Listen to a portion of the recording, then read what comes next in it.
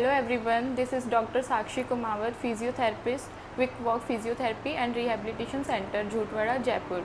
तो आज हम बात करेंगे सेरेब्रल पाल्सी के बारे में। सेरेब्रल पाल्सी क्या होता है, क्यों होता है, उसके लक्षण क्या होते हैं, उसके टाइप्स क्या क्या हैं और उसका ट्रीटमेंट क्या है। सेरेब्रल पाल्सी वो डिज़ीज़ है जिसमें प्रॉपर ब्रेन डेवलप नहीं हो पाता है due to the lack of oxygen at the time of birth और बर्थ के बाद।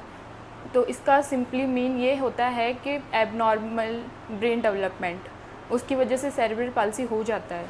तो अगर हम इसके कॉजेज़ की बात करें तो कॉजेज़ में हम जीन म्यूटेशन की वजह से हो सकता है, मैटरनल कोई इन्फेक्शन हुआ है तो उसकी वजह से हो सकता है, इन्फेंट को कोई अगर इन्फेक्शन हुआ है तो उसकी वजह से हो सकता है, फीटल स्ट्रोक होने की वजह से भी हो सकता है, या फिर प्री मैच्योर बेबी होता है उस तब हो सकता है, या फिर बेबी को होने के बाद बहुत सी ऐसी कंडीशंस होता है जिसकी वजह से हो सकता है बेबी को है ना एनसेफेलाइटिस हुआ है तो हो सकता है, मेनिंजाइटिस हुआ है तो, या फिर जॉन्डिस देखने को मिलता है तब।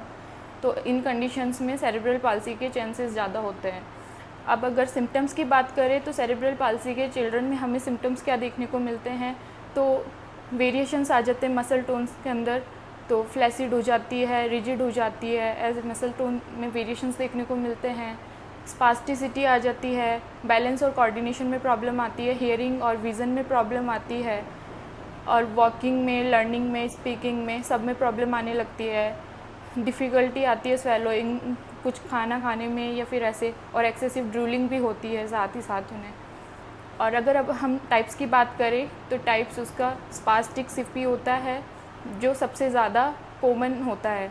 स्पास्टिक सीपी में क्या होता है, जो बच्चों की मसल्स है वो ज़्यादा स्टिफ़ हो जाती है, जिसकी वजह से वो एकदम स्टिफ़ होने की वजह से वो टाइटनेस आ जाती है और वो मतलब मूवमेंट नहीं कर पाते हैं। डिस्काइनेटिक सीपी होता है दूसरा। तो डिस्काइनेटिक सीपी में क्या होता है, उनकी जो मसल्स का है वो इनवॉल्यूंटरी मूवमेंट होने लग जाता है। फिर आता है अटैक्सिक सीपी। अटैक्सिक सीपी में क्या देखने को मिलता है, उसका बैलेंस और कोऑर्डिनेशन में प्रॉब्लम आ जाता है। और हाइपोटोनिक होता है फुट। तो हाइपोटोनिक में क्या होता है, उनकी जो मसल टोन है वो डिक्रीज़ हो जाती है, फ्लॉपी हो जाती है उनकी मसल्स, ये होता है। और मिक्स, तो फिफ्थ होता है मिक्स्ड सीपी। एक से ज़्यादा अगर हमें कोई टाइप देखने को साथ कंबाइंड में देखने को मिल रहा है तो वो होता है मिक्स्ड सीपी। अब अगर ट्रीटमेंट की बात करें तो इसका प्रॉपर कोई ट्रीटमेंट नहीं है। प्रॉपर ट्रीटमेंट में अगर हम प्रॉपर फिजिकल थेरेपी दे सकते हैं, स्पीच थेरेपी दे सकते हैं, ऑक्यूपेशनल थेरेपी दे सकते हैं, साथ ही साथ उसे असिस्टिव एड्स सजेस्ट कर सकते हैं। वॉकर हुआ, व्हील चेयर हुआ, या हियरिंग और विज़न एड्स होते हैं वो दे सकते हैं। तो उसके प्रॉपर डाइट और न्यूट्रिशंस का ख्याल रखें, उसे प्रॉपर मेडिकेशंस दे और डॉक्टर से टाइम टू टाइम उसका ट्रीटमेंट करवाए, चेकअप करवाए उसको, और उसका जो आसपास का एनवायरनमेंट है वो प्रॉपर रखे, और उसकी डेली जो लाइफ एक्टिविटी है उसमें उसको सपोर्ट करे।